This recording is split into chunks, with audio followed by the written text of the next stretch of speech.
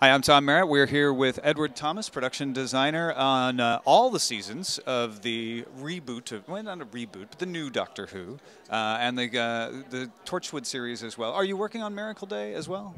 Yes, I do. I worked on Miracle Day. We've just completed that. So yeah, I did all first 5 seasons of Doctor Who, and I've done all 4 seasons of Torchwood, and then also a smaller show called Sarah Jane Adventures, which is another spin-off.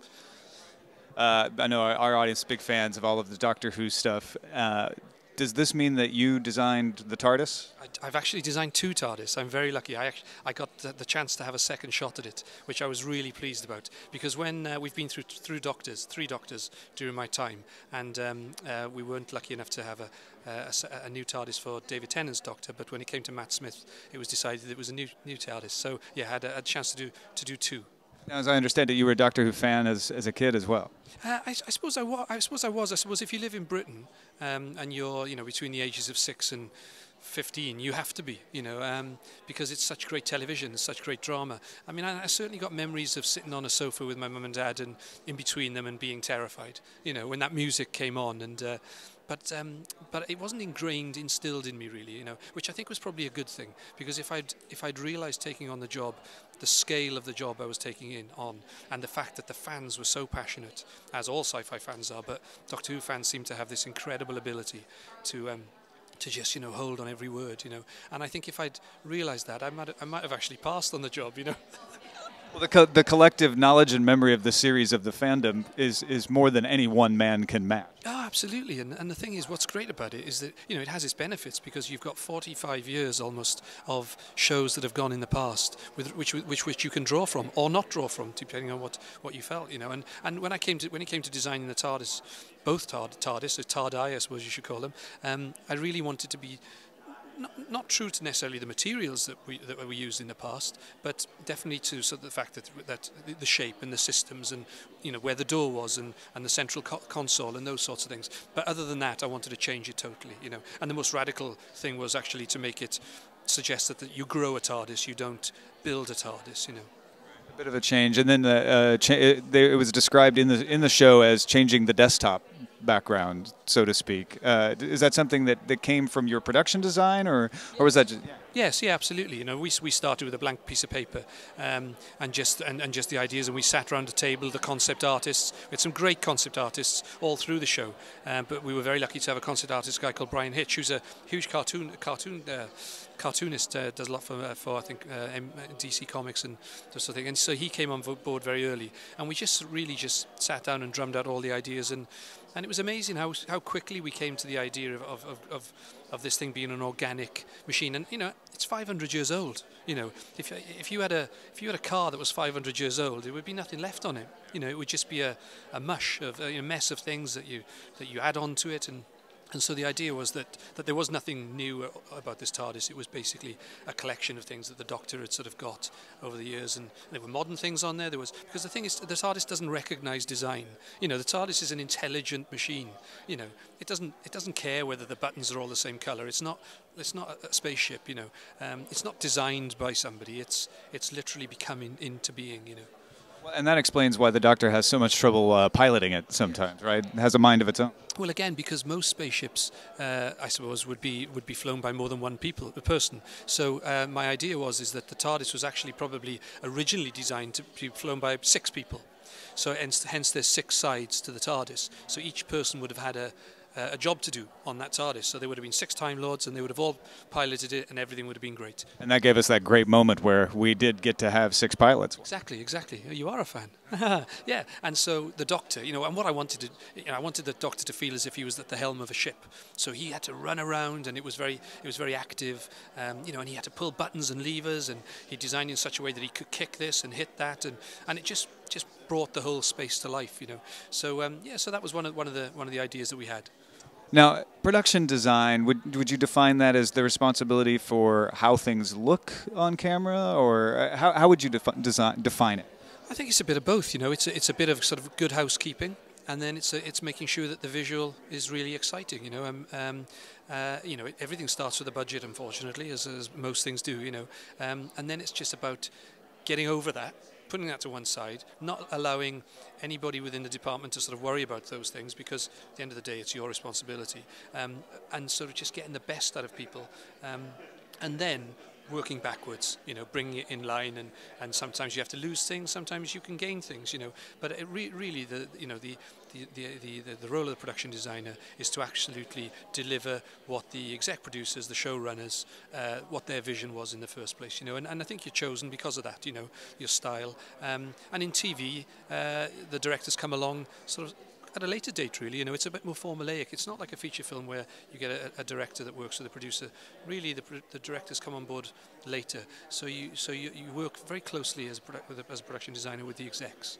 Does that cause any problems when the director comes along and they're working with an inherited design and they say, well, I want to change this, and you're like, I don't know if you really want to do that? Yeah, I mean, I've been very lucky because most of the directors that have come onto Doctor Who, the show has been, I mean, I left Doctor Who a year ago, so I'm no longer involved now, but during my time, everybody just wanted to work on it. And then they totally got it. The directors totally got it. Yes, it is lucky. Yes, they might want to put their own stamp on it, but again, on a series, as a production designer, you're there to police that. You're there to make sure that, what the Doctor, 11 lives. You have to make sure that the continuity is there, and that spilled over into Torchwood as well, and Sarah Jane. Is that I had to be the production designer on all those shows because there were so many overlaps in the shows, and it would have been impossible for anyone else to have known all the idiosyncrasies and the crossovers. So the teams worked on all the shows.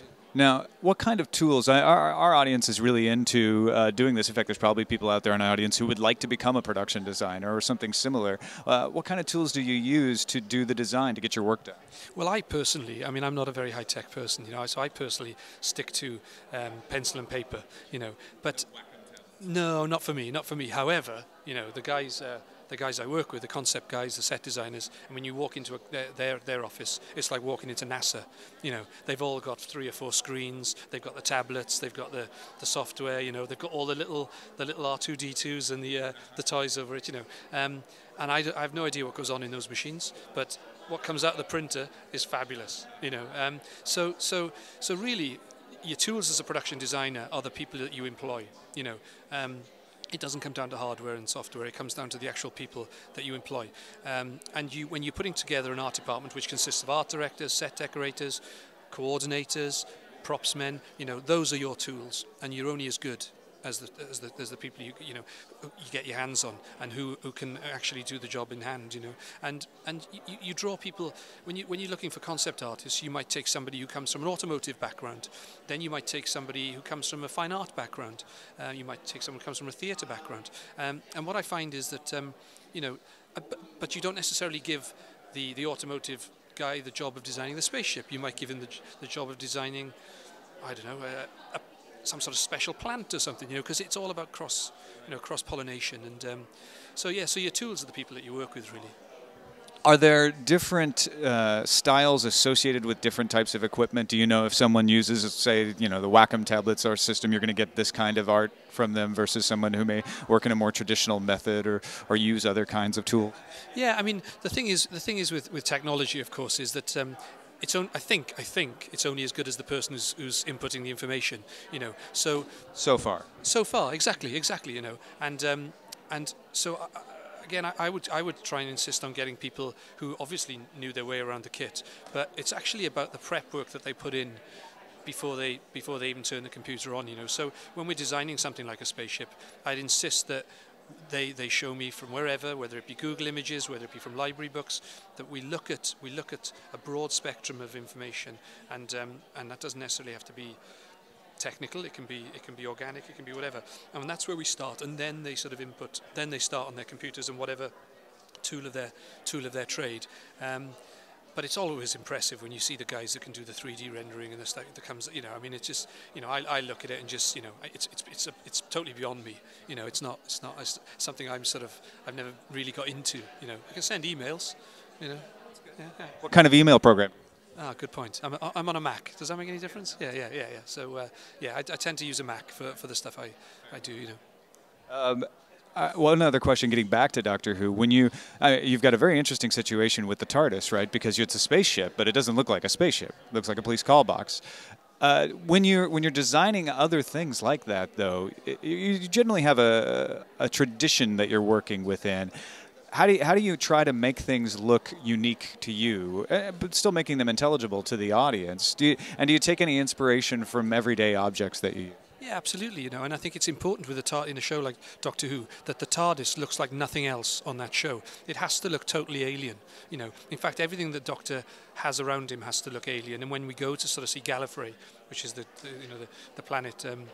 Doctor's planet, that has to look different, you know, totally different to anything else. So we were very sort of in the early stages. We made sure that the colours of the TARDIS were very separate to the colours of everything else. Other than we chose colours very early on for the Doctor. So we chose quite vibrant colours for Gallifrey, for the text, for the TARDIS itself, as far as the heart of the TARDIS is concerned. And then we injected some of those colours into Rose's world, the first assistant, so that when the Doctor sort of arrives and meets Rose, he sees something in her that he recognises, and we hammered that home when the Doctor went to Rose's flat for the first time, and we created a set which had Rose's mum's bedroom, then a hallway, then a bedroom, and you could see from one room to another. And we made the mum's room very sort of basic and quite sort of low-level colours and pastel-y colours. Then we in the hallway we created this effect as if they were redecorating. So the whole hallway was like blue, and it looked like the universe, and specks of paint that looked like stars. And then beyond that, we had Rose's bedroom, which was pink and Gallifreyan and all these wonderful colours. And you saw the three characters in their own environments, you know.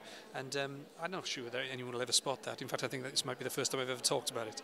But you know, it's funny. It never consciously occurred to me, but now that you're explaining it, it informed a lot of opinions that I probably didn't even realize I had about how that flat worked and who Rose was and her mom and everything. It's brilliant. And it's important, you know, that as well as everything the Doctor interacts with, you know, he's an intelligent being, you know, that Gallifreyan text that he uses, the tools he uses, everything, you know, has a sort of a purpose and is something that just knocks it on a bit more, you know. I mean, we came up with the idea of the Gallifreyan text that you read it concentrically, so it's all based on circles, and you know, so we have graphic artists that look after that, and we again going back to the tools, you know, you have graphic artists, concept artists, you have all these people that are thinking about these projects, you know, and they all truly believe in what they're trying to sell you, you know, because you have to then go and sell it to the public, and the public have to believe it, you know.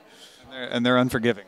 They are, and I think so many shows fail on people not doing their homework, you know, and not asking questions of the writers, because it's very easy for writers to get to a position in the script and go, oh, I won't worry about that now because it's not relevant to the drama.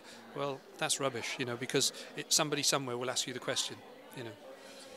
Last question before we wrap up. What are you working on next? Is there anything you can talk about where you're headed? I've actually just finished working with David Tennant on a fantastic show called United, which is about the Munich air crash, the Manchester United Munich air crash back in 53. Yeah, and that was a great show, and it was really lovely to work with David, totally out of character as well. And now I'm currently working on a thing called Line of Duty, which is a police show for the BBC. I suppose it'll be initially shown in the UK, but hopefully it'll have legs and it'll come stateside. Well, thanks for all your work on Doctor Who and Torchwood, Outcast, Sherlock, all the things that you've done. I know our fans are big fans of all of that stuff, and thanks for taking the time to talk to us today. It's a pleasure. Really nice to meet you. Thanks. Nice to meet you too, Edward. Cheers.